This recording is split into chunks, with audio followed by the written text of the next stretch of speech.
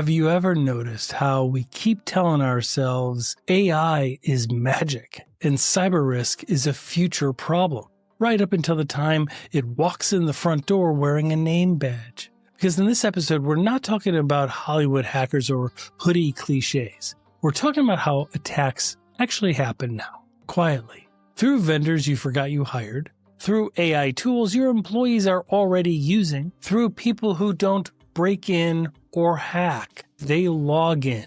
Why is it that everyone thinks they need to build Fort Knox when it comes to cybersecurity, when attackers are just looking for the unlocked side door? I sit down with global CISO, well-respected Dan Elliott from Recorded Future, and you'll hear stories never published before. Real-world examples of how threat actors actually think, hunt, and choose their targets, and why waiting for regulation or insurance to save you is the adult version of closing your eyes and believing the monster isn't staring right in front of you.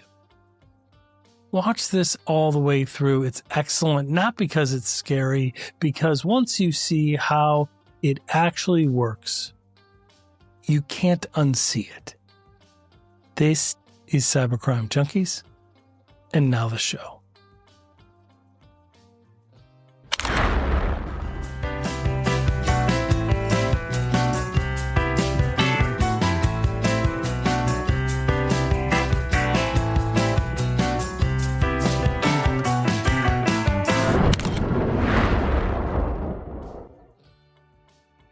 Welcome, everybody, to Cybercrime Junkies. I am your host, David Morrow.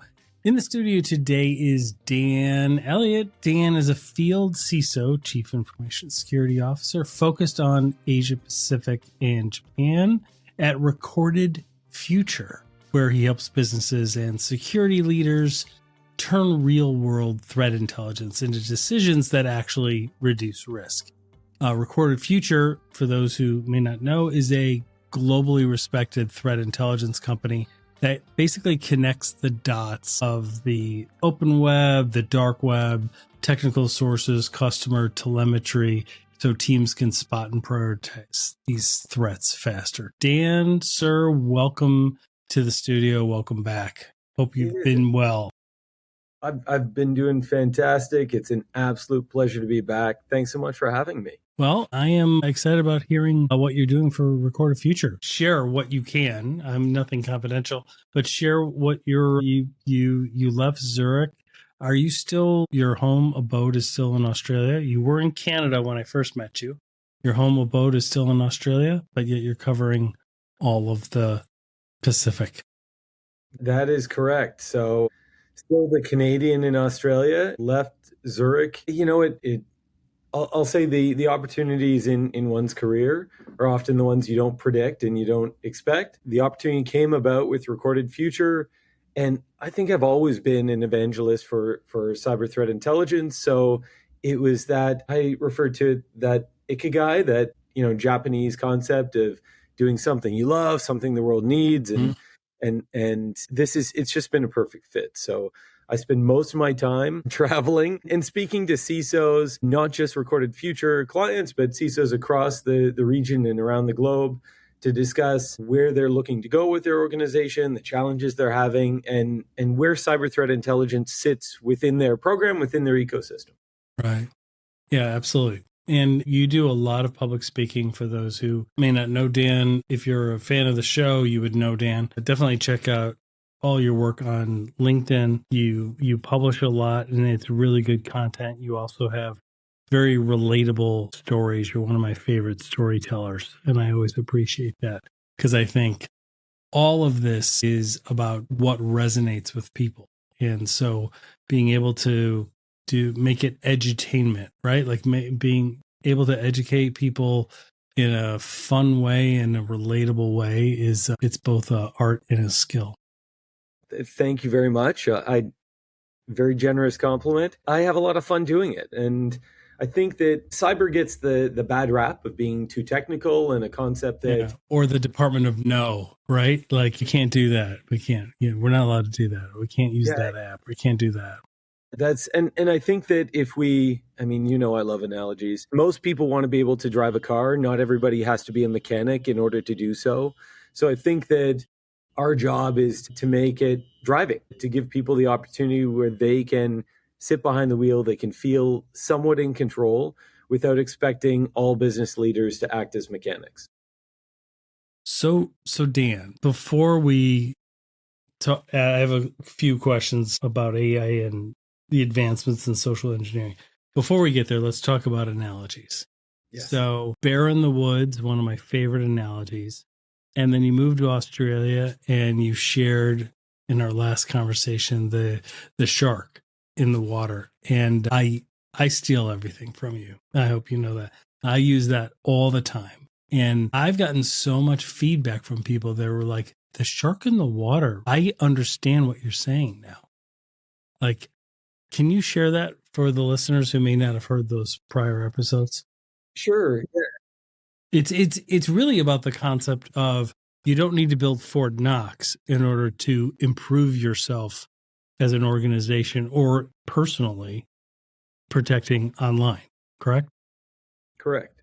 I think that, and I slowly build on all these analogies as I go along. Are you going to come up with a new one now that you're recorded future? Is there like a fish one because it's Pacific? You know, like, is there like a sushi one or something like that? Maybe we'll have to think about that. We'll noodle on. We'll get there. I mean, so the concept of both shark in the water and bear in the woods is the same, which is roughly the concept that, and I learned the shark in the water when I came out here, which is I get a lot of locals that say there's certain times of day you obviously don't swim because that's when sharks are out hunting. And if you think of the shark as the hacker, as the criminal who's out there looking, there's certain places that they hunt. But for those of us who are operating outside of that window, you don't have to be an Olympic swimmer. And the bear in the woods, you don't have to be an Olympic athlete to run from the bear, but you have to do enough that you're not the furthest one out. You're not the closest one to the bear. And I always tell people now that for me, understanding threat intelligence is taking the blindfold off and understanding your environment in the water. I do a lot now across Asia and steal a concept from my old world in the intelligence community, which was that concept that along a nation's perimeter, if you're afraid of your neighbor attacking you, you can stick soldiers end to end and have everybody stand one beside each other and use that as your guard post to tell where somebody's attacking from. It's not efficient. And when an attacker comes in, you got one guy there. I think it's not deep either. Right. Yeah. That's it. And threat intelligence, whether it's cyber threat intel or my old world, human intelligence, is the concept that I want to bring the resources to the right places. It's not about more resources. It's about efficiency, bringing resources to the spot where attackers are most likely to be. And you'll never be 100% accurate, but you can be more accurate and more efficient. So intelligence brings your resources to that point on the border where you're most likely at risk. And it's the same in the water. In Australia here, they have shark sensors. So they can tell people where the sharks are most likely to be and to be hunting, so you can avoid that. And in the analogy of the armament on the border, right, you don't want to do the thin line all the way around your border. It's not efficient and it's not deep. You want to know where they're coming at the time they're coming so that you have all of your army or a vast majority of it in that location. Yep. And I think that threat intel often gets labeled as an add-on.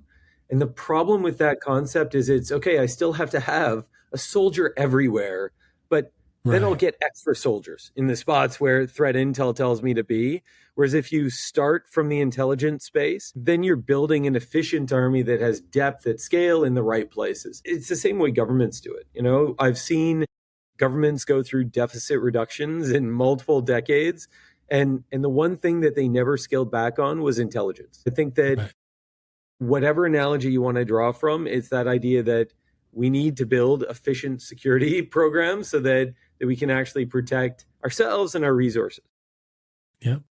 And when we think about shark in the water, I have a couple of stats for you. Mako shark, like, you know, somebody sees fins. We don't know if it's a dolphin or shark. We're not going to stick around and find out. We're going to swim to shore. The bottom line is we will never be able to really outswim the shark, but we don't have to. And that's the good news of the story. We just have to outswim that guy, right? We just have to outswim somebody else who's closer to the shark, right? And the beauty of it is a mako shark can swim 45 miles an hour. A great white can swim on average around 20, 25 miles an hour. The fastest human Olympic gold swimmer that swam was measured at 8 miles an hour. So I'm not going to outswim any of them, right? Just like online, I'm not going to defeat a hacker. But the point is, I need to do enough resistance so that they move on to the people still using password for their password, admin for their password, etc. Right? And that's really a great lesson for a lot of people, because it's good news. It's not just fear, uncertainty, and doubt. Yes. So let's segue. Go ahead. From there, tell me. I would say I meet so many people that believe that they personally or organizationally, they don't have the maturity to handle cybersecurity.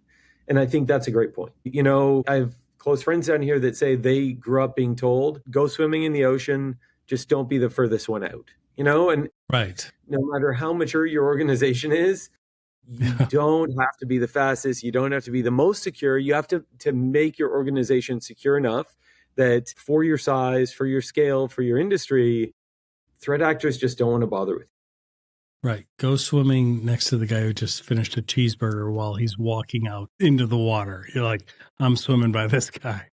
That's because that shark's getting him first. That's good.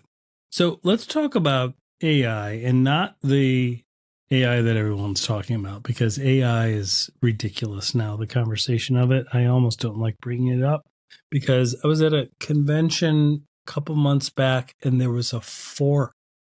There's a product, there was a booth. They had a freaking fork and they were like, it's AI infused. It can track all this stuff. I'm like, why would I want that? Like, stop adding AI into everything. It doesn't need to be in everything. Like, it's ridiculous sometimes. Okay. I just wanted to say that. Now, how that's out there. Fork.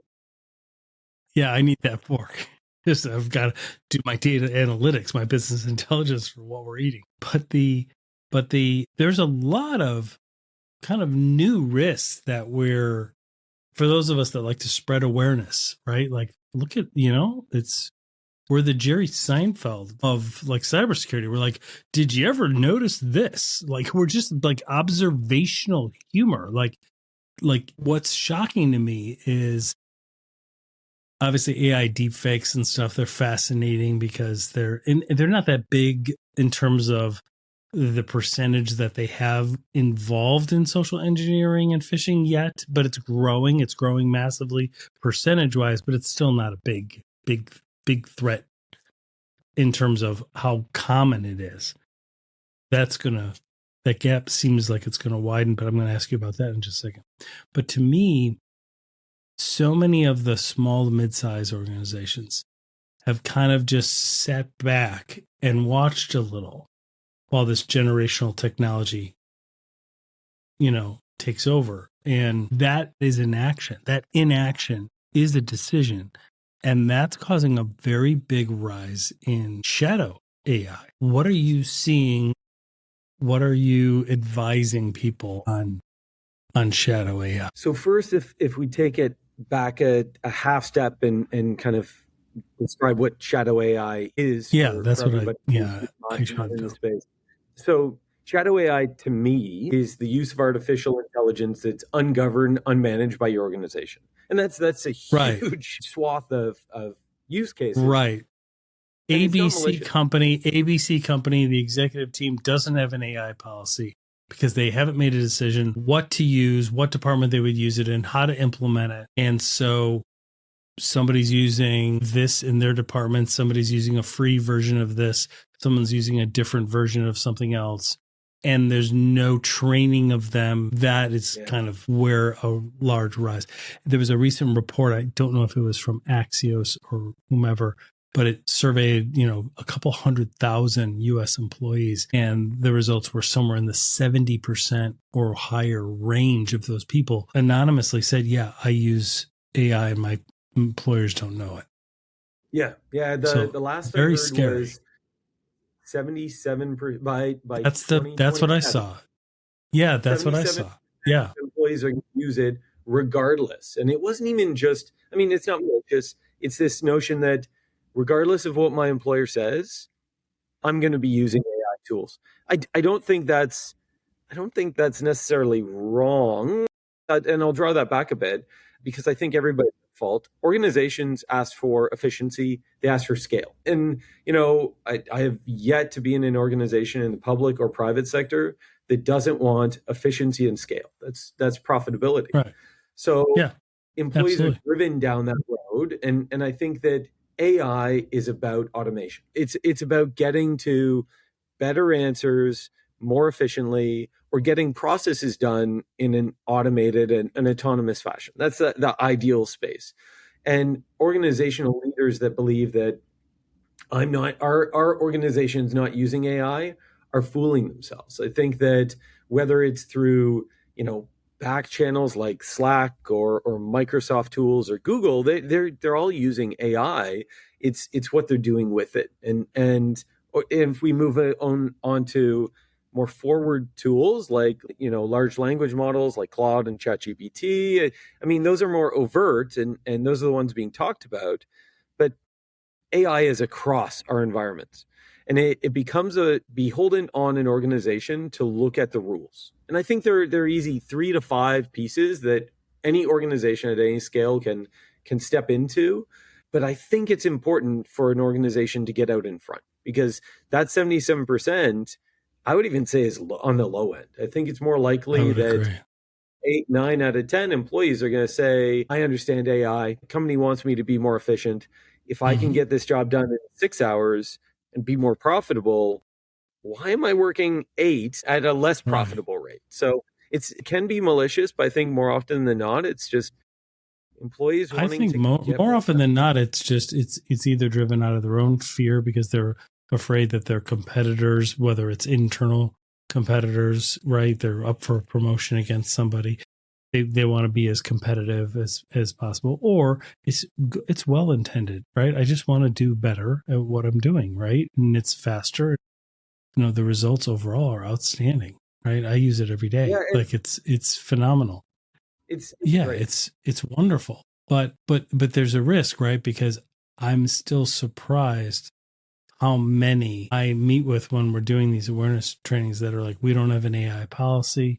We didn't even, and one environment was a healthcare environment. And here in the US, we have HIPAA regulations. And they had nurses that were working at 3:00 in the morning, uploading medical records, getting the summaries done because they don't have time, and they just had to do it. Nobody had showed them you have to select a HIPAA compliant platform to use so that it's sandboxed, and you have to anonymize your data because there's still like the minimum necessity rule and other rules within that. But the point is I know that's a specific example, but that's a good sample of part of the reason of not having a policy and not articulating, communicating with employees is now you have people that are trying to do their best with good intent, but you're not training, you're not providing prompt training, you're not providing guardrails on how they can use this beast of a machine safely, right? Yeah. Yeah, I think that in that example, you hit probably 3 of my 5 rules Of the 5. when we talked about it. And what are they? Like, give me your 5 guidelines. Like, let's walk through those. Stay with us. We'll be right back. Most business leaders have a fatal flaw which results in their growth being interrupted or stopped terminally. They ignore the mountain they're about to crash into, distracted by the focus on revenue growth. Until it's too late. Don't become another fatal business statistic. Keep your cybersecurity modern so you can grow without interruption. Stay competitive. Get NetGain. Stay focused on your growth and funding. While NetGain keeps your technology always available with expert-level cybersecurity services to stop breaches in their tracks, all at a fraction of the cost of managing it yourself. Don't wait for a technology disaster to interrupt and cripple your growth. Speak with a specialist today. Contact NetGain Technologies today at 844-777-6278 or reach out online at netgainit.com. That's 844-777-6278 and netgainit.com. Grow your business uninterrupted. Contact NetGain today. So I think as an organization, you have to establish your broad guardrails, and that's your AI policy. What AI tools do we want to accept, and what do we not want to accept? And once you get a broad AI policy in place to determine that, you have to train your employees as to why. Why do we have these guardrails? What is AI? Why do we want to use it? Why do we not want to use it? And you can't blanket this. This isn't like all AI is allowed, no AI is allowed. You can't get into all or nothing. And I think it's about making training specific, role specific. I have seen organizations that do general AI training or point their employees to some of those large organizations that offer AI training. That's okay as a starter, but I think organizationally we have to look at role-based training. So how would HR use AI tools? How would operations use AI tools? How is our marketing department using AI tools? And so that they understand the guardrails for their role and they understand the use cases for their role. And those are the three that I think you hit the nail on the head on right there. We have to, that training for that nursing staff, they want to use the tool. They don't necessarily understand which tools they're allowed to use or why they aren't able to use them from a regulatory perspective. And then they don't from have a governance stance. Yeah. Yeah. And I think there has to be then an ability to flow with it for an organization, whether from a security position, IT, or leadership, so that we can monitor and we can move with it. I mean, I see security is moving in the direction of AI enabled, security posture, autonomous threat posture, but you can't do that unless you're constantly growing, you're constantly iterating through it. And I think that's a piece that is left with a lot of risk doctrine. We do one and done. You write a policy, you walk away. It doesn't have to change for another 5 years. When it comes to AI policy, this is a constantly iterative process. I think that's really important as well. So the 5, I covered the 3. The 4th is the security visibility into the results of their use of it, right? Yeah. And then what's the 5th? How would you state the 5th? Is that iteration. So all 4 of those items, you have to iterate. You have to not just have a process for overall governance, for training, for role-based, and for security, but you also have to have a process in there to iterate all 4. And it has to work alongside everybody's process. That's absolutely wonderful. That's fantastic. Yeah, no, that's very helpful. That's exactly what I'm seeing. I just haven't articulated it in those 5 guardrails. So once again, great story, great way of looking at it. What are you seeing for guiding organizations in your new role? What are the latest concerns? What all has changed this year from last? Is it very similar, or is there a whole group of people that you're seeing that they're like, wow, polymorphic ransomware now is writing its own code. I can't sleep at night.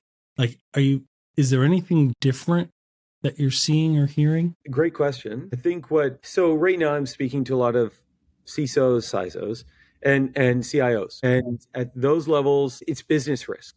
So the technical risks, the security concerns are important. And I don't think they're changing. They're constantly changing. So there's new threat perspectives, there's new tactics and techniques, but I'm seeing a lot of business risk. So concerns over efficiency and automation, concerns over needing to downsize workforce or reduce cost. That's driven, and at the same time, I mean, those things are driven by financial concerns, and there's global shifts in that. But there's also the concern of I need to downsize my workforce or my overall cost.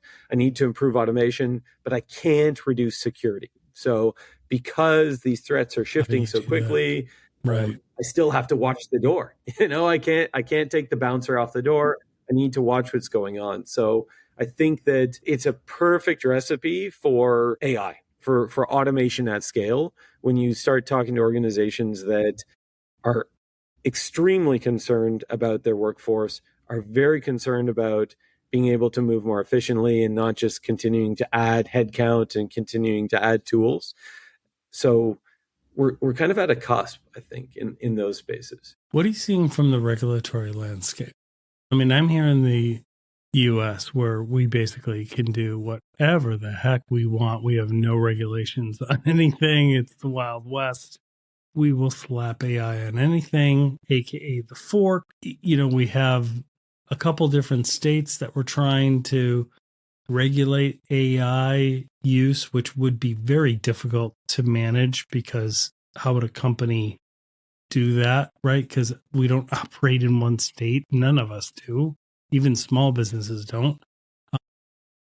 So the federal government just recently kind of said, hey, hold off on that. We're going to be issuing, federal guidelines. And we do have NIST that came out in 2023, and this risk management framework for AI. That was helpful. It's a good guide. It's vague, but it's still a good guide. And obviously the UK or the EU has their AI Act, which is pretty restrictive, but I mean, they lead the way in privacy. Is there anything in the region you're covering or anything that you see out there that is really like, it resonates with you? Like, is there somebody that's really doing it well that you see and you're like, we should really be, looking, modeling ourselves after the Netherlands version of it or something like that is what I'm asking about. I just did it a terrible way. We love the Dutch. I'll say that. Yeah, we always do. They're pretty good. The place we want to model after. Yeah. If you ever find yourself in a location prone to flooding where I wouldn't choose, I think that they're across this region, at least, every country is doing it slightly differently. So I think that I've seen Singapore is doing some wonderful things. Australia is trying to really reach in that space. Japan, I was just out in Japan last week speaking to some of the regulators there. There's a move in a direction in that space. I don't think anybody has hit the nail on the head. And okay. Part of the problem is that regulation typically is not a leading indicator. And Australia is a bit different 100%. In that from a standpoint. Australia has put regulation out front and industry follows to some degree. You have the US, Canada, even the EU, where regulation was a lagging indicator of where it was that bringing up the low end of that bell curve. I'll say it this way. I hope that regulation is not the line we're following because that's too late. Government does not move as fast as industry. I would, yeah. That's what I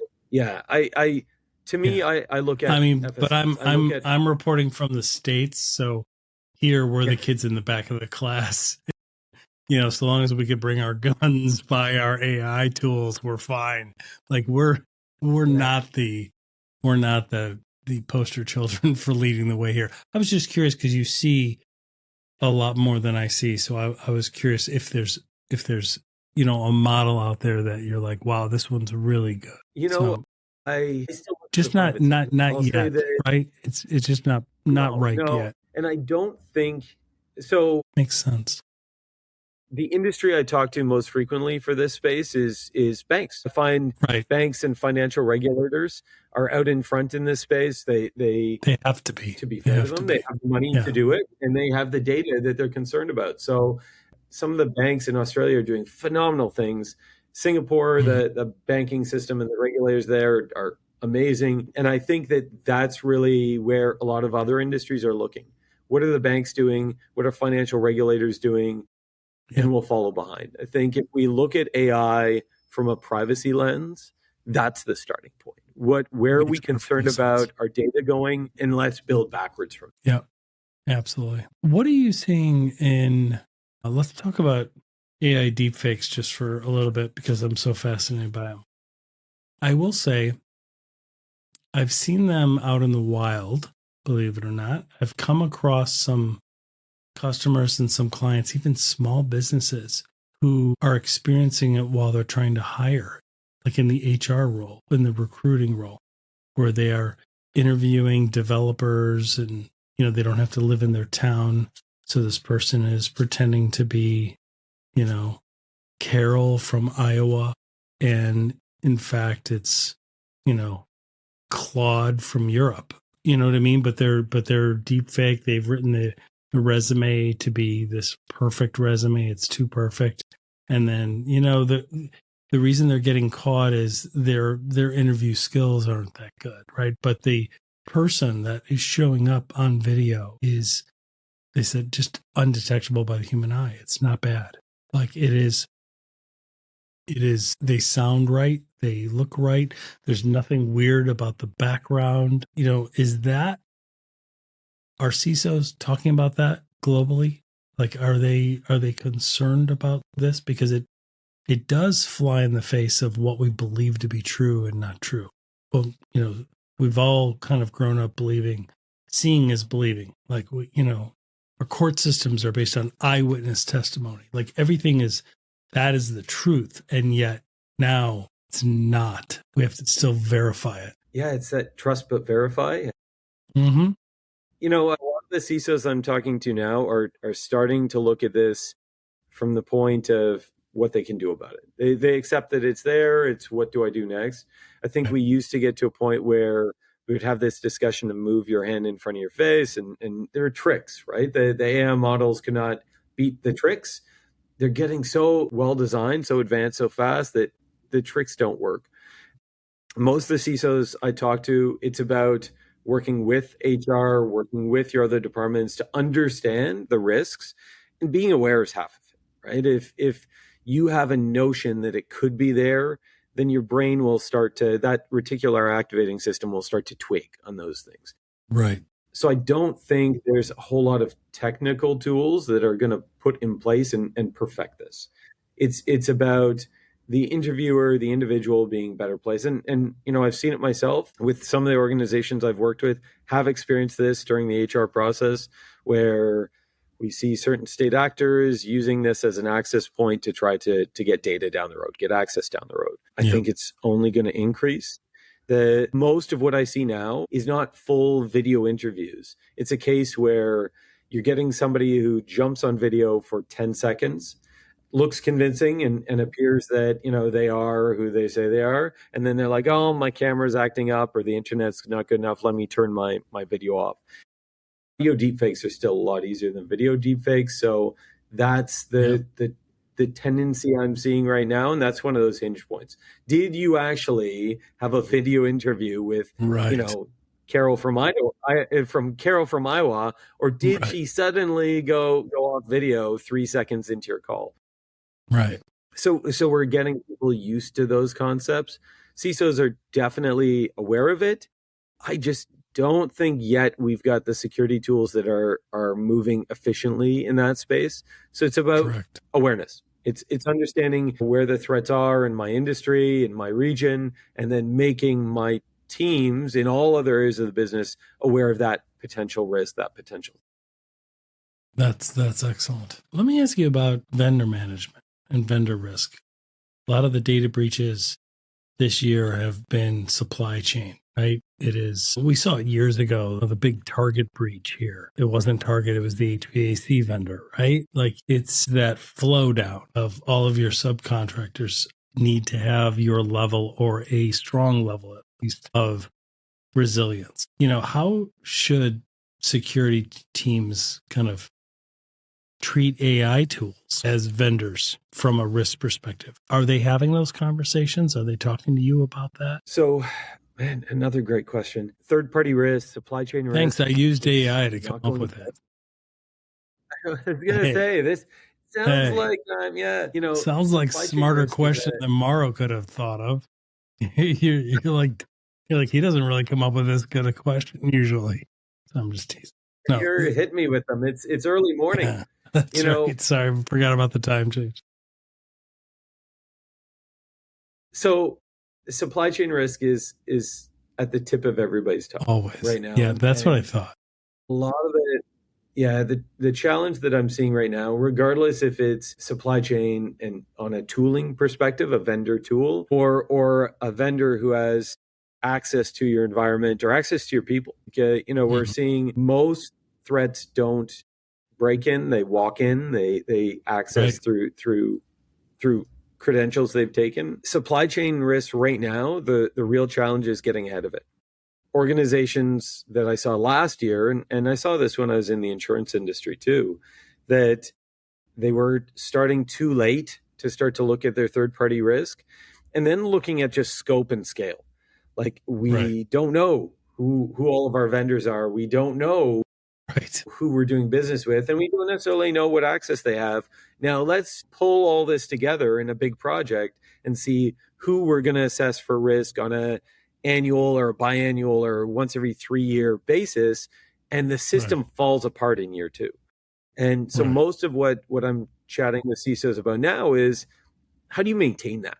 So you started a third-party risk or supply chain risk program. How do you maintain that in year 2 and year 3 when, those organizations you have to assess double and triple, and your insurance company also is asking for more.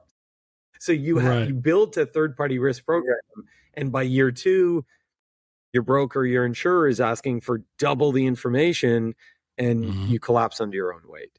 So I think this is another one of those spaces where, how can I bring in AI? If we add that risk still, how can I bring in AI tooling so that I can efficiently manage my third-party risk while also assessing the risk of that AI tool? So it's a multi-layer problem. Yeah. So, but it's one that I think really getting. Yeah, is that one of the things you advise organizations on, like on really getting ahead of your supply chain? Because I see so many organizations. I mean, I'm just telling you, like, when I ask, I'm like, do you know who all of your vendors are? Like, most leaders are like, I have no freaking idea. Like, I know we have 5 that do this, we have 3 or 4 that do this, everything else, let alone what access they would have or what the state of their security is, right? And that's frightening. Yeah. I think, these are problems that we see across organizations at all size and all maturity, that there's shadow procurement as well. So, marketing needs to move faster. They want to run this project. So they reach out and find a vendor that they need. And finance needs a tool set, and IT is taking too long to approve it. So they just go out and pay for it on a company credit card. And I think getting ahead of your supply chain is, again, about making all business units aware of the risk. Once they're all aware of the risk, then you have to build an efficient process for managing and risk assessing each of those vendors, everyone in your supply chain. Yeah, I spend a lot of time speaking with CISOs and CROs, speaking with risk leaders about supply chain risk and how you can efficiently I won't even say get in front of it, keep up with it. I see very few organizations that are in front of their supply chain risk. It's about, how can I use automation to keep up with the growing risk from my supply chain? That's so interesting, because there's really a lot of layers of shadow, right? There's the old adage of shadow technology, somebody bringing in a laptop, a bring your own device, right? It's being connected to the organization network. Now there's shadow AI, and it's a really good phrase about shadow vendors, right? Because that's so true. Marketing will go and engage there, and somebody else will go and engage here, procurement or shipping or logistics. And then when you think about it, well, some of these have more access than others. Who are they in the first place? Like, to keep track of all of that is something that AI could be very beneficial to, actually, to help out an organization. Well, I think it's also about, so determining who your vendors are and where they are and what access they have. Then it's also about assessing risk. So when I looked at it, when I was in the insurance industry, one of the things we were looking at was what the risk level is. And a lot of organizations were looking at the size of their spend in order to initially look at it. So what organization are we spending the most on in our supply chain? Because they're likely the riskiest. And the problem with that is that it's a false sense. It's a false narrative. Well, because I'm spending the most on Amazon, then no, it ends up being this reverse order that I think that's where the AI tooling that I'm seeing in third-party risk works really well. Like, we're bringing out some third-party risk tools that is about, how can I efficiently assess my risk to nth party? So who are my vendors working with that's pushing down the line? And I mean, yes, there's always going to be risks in the the big firewall vendors, the big storage vendors, the cloud providers. But at scale, the problem is all those little vendors are still sitting in my environment, and I need to know who they're doing business with, because that's the risk I'm owning now. That HVAC company, I still tell the story of Target, because that's a great one. Target was not thinking that this small regional HVAC vendor was going to, make them story carried. I think we're now, 10 years later, 20 years later, it's amazing. 10 years, that damn time flies. That they were probably thinking of their largest vendors, not their small, regional store vendors. Ones. Yeah, that's exactly right. Yeah. Well, it's so interesting. Let me ask you, I know you're not in insurance anymore, but I heard the other day on a IT podcast or something, because I'm a dork, about insurance claims. At least I believe it was here in the US, cyber insurance had paid out like right around 50%. And that was it, because of the way organizations are doing their applications, right? They're just searching for the lowest premium. They're not, oh, do you have MFA? Yeah, we have it on that one thing. Let's say we do, right? And no, that's not what they're asking. They're asking, do you have MFA on all of your systems, right? Things like that. That's a material, it's a material misstatement when you're doing your application. Are you aware, or does that come up in any of the conversations? I imagine it does to some degree. Are there any significant sightings or events that you've come across recently about, insurance? I mean, the industry boomed for a while, and then so many of them went out of business or got out of that line of writing for obvious reasons. What are you seeing where you sit today compared to where you were? So I now get plausible deniability now that I sit outside that industry. So it's a wonderful place to be. Cyber insurance it gets a bad rap. Okay. It is there for a reason, but it should be the front line. It should be the last line.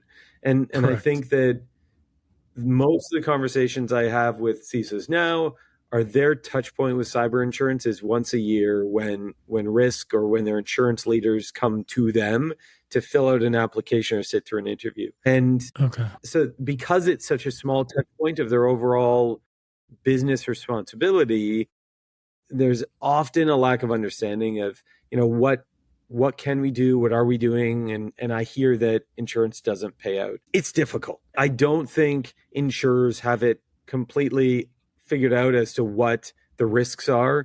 I don't think that the questionnaire model is an efficient way to do things, because I remember I would see the questionnaire, do you use firewalls? Do you use MFA? Like, what? My favorite is still, and now I sit on this side of the fence, is, do you use cyber threat intelligence?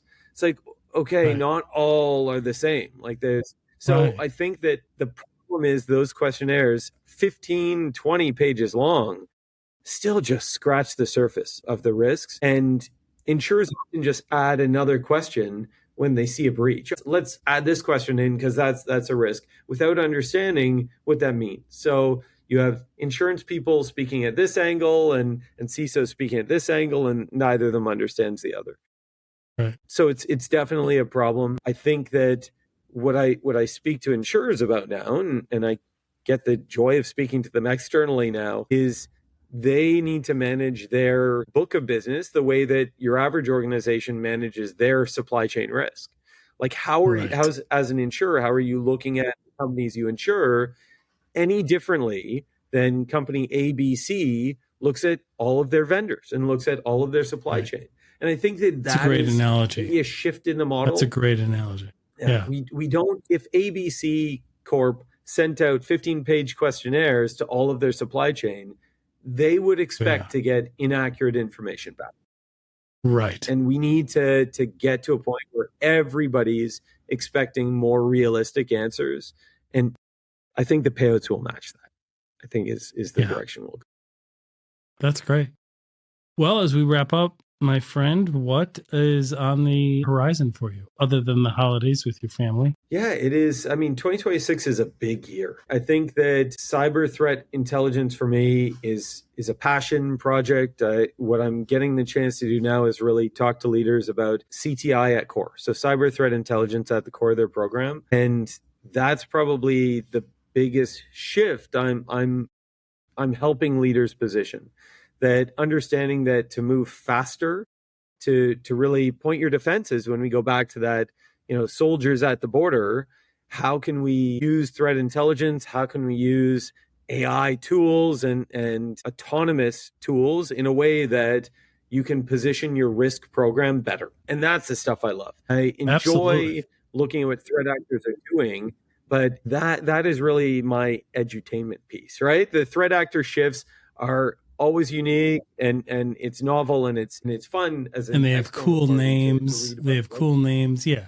They have cool names. We could make good characters for a carousel from Yeah, them. but it That's comes always down to fun. me to efficiency. How can we as an organization and how can we with our entire supply chain work more efficiently to be more secure and scale? And that's really what I'm now getting hyped up about. It's going to be a great year coming up. That's fantastic. Well, we will watch for you and we will have links to your contact information. I encourage everybody to follow you on LinkedIn and connect with you. You always put out really interesting, great stories and really interesting things that business leaders can really get. It's always in plain terms. Everybody can understand it. It's not overly technical at all. So I always appreciate that. Dumbing it down for people like me always helps. So I appreciate all you do, and I wish you and your family wonderful holidays, my friend. I mean that. Happy holidays to you. Happy holidays to your listeners. And thanks so much for having me. I love what I do. And I think that that's at the core of it. It's a lot easier to do good work when you love what you're doing. Absolutely. All right. Thank you so much, buddy. We'll see you.